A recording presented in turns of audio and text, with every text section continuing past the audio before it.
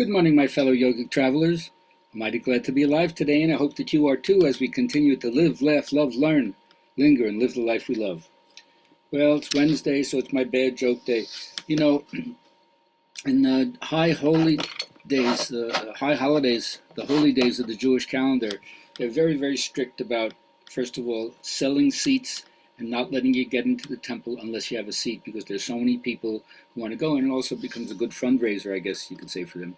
So this one guy goes to the temple after the services have started, and there's a sergeant at arms, you could say, under shamus of the temple. He's outside guarding. The guy says, "Listen, you got to let me go in." He says, "No, I can't let you go in." He says, "Listen, you don't understand. It's really important. I got to speak to my friend." He says, "I'm sorry. Once the services begin, and besides, like, you don't have a ticket. I can't let you in for that." Be honest, this is like a life and death situation. It's an emergency. I have to speak to the guy. He says, "All right, I'll let you in, but just one thing. Don't let me catch you praying in there." All right, so what is that going to do for us here? It's going to bring us to a new method here. My computer printer is not working, so I have another method of trying to read my notes here instead of having them printed out. You'll bear with me.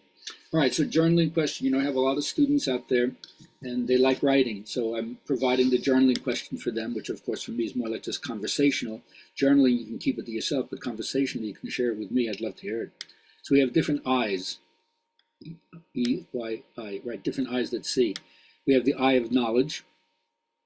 What do you know? You have the independent eye, where you can rely on your own judgment about things. You have the objective eye, where you can see things from the outside and not have your own subjective stuff mess it up. You have the blind eye, something that blocks you or prevents you from seeing what's going on. You have the prejudicial eye, which is your own emotional attachments that bias you towards certain insights. You have the eye of truth. What can you accept about yourself as being rock solid there? And then you have the eye of discovery. What do you still need to discover about yourself? So let me know how you're doing with any of that stuff. I'd love to talk to anybody about that. Now, so much of the United States and the world, in terms of the stress and strains of civilization, have given us so many mechanical, material advantages, but not emotional and spiritual satisfaction. The way discipline is normal taught is like mechanical, and it doesn't help us in the rest of what I would call the barren existence that's disconnected. So many people live a lopsided and pampered existence, and that hasn't protected us from the enormous amount of mental tensions that are generated by the hectic claims that are on our life. So many forces pulling upon us. It's really eclipsed our peace of mind and drained the art of living for most people. So this gives us back to, how do you keep affirming things positively in a world that has so much difficulty and suffering in it? Well, the first thing to understand is the disappointed feeling is not what you're wanting. So obviously something is off if you end up feeling disappointed about everything. So the more you understand this process, the more you have faith in it, the more you can apply it. And then it becomes a kind of tautological. It continues to prove itself to you. Whatever the thinker thinks, the prover proves. So the idea is to continually set forth positive intentions of what you're wanting. That's called deliberate creation. And so if you understand that that's the way the subconscious mind works, on the law of belief, which is the law of your mind. The thought is the seed, and the effect is the action. So whatever you impose upon your subconscious mind is eventually going to will out and project itself on the screen of space as condition, event, circumstance, experience. So just ask your own subconscious mind to open the way for you. Yafata, God is the opener of the way. Ask it to give you a solution for any problem you have. Drop those seed thoughts in and cause the effects that you want. Now, of course, this doesn't mean that you have to in any way deny your gifts or your uniqueness. Quite opposite. This is really to flaunt your gifts and uniqueness. You think differently, you see differently than everybody else. And you have to understand there's a kind of earthiness, getting like dirt under your fingernails, the mud of life, you can say. Life springs from clear as well as muddy water, right?